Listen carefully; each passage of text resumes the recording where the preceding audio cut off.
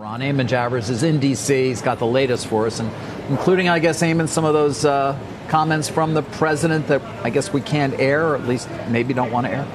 We can summarize, but we're not going to air them. Yeah, that's right, David. So let's start with CENTCOM. They say that all of the Iranian ballistic missiles that were launched at American forces in Jordan last night were intercepted. But the fact that Tehran chose to escalate the war at a moment when President Trump is trying to pause it does show that an important dynamic may have changed here. It may be that Iran now wants the war to continue more than President Trump does. Why is that? Well, the flare-up of war puts pressure on the oil and stock markets and pressure on the president to agree to better terms than they might otherwise get. President Trump responded angrily with some rhetoric in a phone call this morning with Fox News saying, "We are going to beat the effing S out of them. We'll be hitting them hard. They are going to get a beating." So it appears as if U.S. military strikes on Iran will resume now after a multi-day pause. Separately, guys, Reuters reporting that Iran is buying as many as 400 shoulder-fired anti-aircraft missiles from China, an indication there that Tehran still has the supply line support to continue the fighting. So all of that leads to an open question, which is, what is the president's plan to end or win the war? What we still don't know, and a big open question here, is what was actually said in that meeting with Bibi Netanyahu here at the White House yesterday. We don't really have any indication of whether any strategic decisions were reached in that meeting, guys. Back over to you. So we paused the bombing for a bit, but I would assume that beating the effing S out of them means that it's going to resume? Yeah, I think that's how you have to read that, right? I mean, and what's more interesting about that, I think, is it might be the case that that's what Iran wants, right? I mean, Iran launching those ballistic missiles at U.S. forces last night, extraordinarily provocative, a real escalation by them.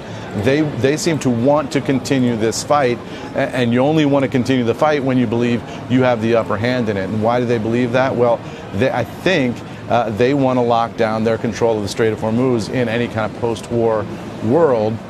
They want to put pressure on the oil market, on the stock market, in order to push the president to agree to some kind of Iranian control there that he hasn't been willing to agree to so far.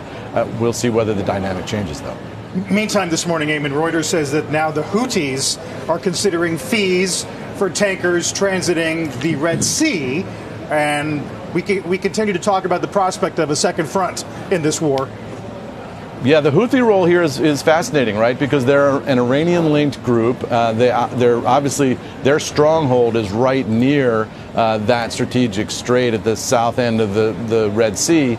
And they had sat out the beginning of the war. They decided to get in with this embargo on Saudi shipping through the south end of the Red Sea. And, you know, do they see an inflection point here where they can come in on the side of Iran and win some gains for themselves? You know, controlling these strategic bottlenecks is worth a lot of money for whoever does do it. You know, it has been international shipping previous to now. If at some point you're a country that lives nearby and you can suddenly charge for access to that route, well, that's a huge boost to your treasury and a huge boost to your prospects going forward. So you can see why strategically the Houthis might say, hey, this is our moment. Yeah, and to your point about the conversation, the readout, I mean, from the Israeli side, Prime Minister Netanyahu did tell the press after the meeting yesterday, it was one of the best conversations I've had with the President of the United States, our friend Donald Trump. Shared goals, right. A lot of talk about the fact that they're on the same page here. Iran can't have a nuclear weapon. A lot of positive vibes. Yeah, a lot of positive vibes, but what we don't know is any specific agreements that came out of that. But I think the positive vibes are, if you're Israel, the positive vibes are important because there had been that tension in the relationship between Trump and Netanyahu, with Trump reportedly calling and yelling at Netanyahu, resentful that of the way the war has gone. Now they seem to have patched that over and moving forward in a better place. Yeah, he was angry about Lebanon. All right, thank you, Eamon.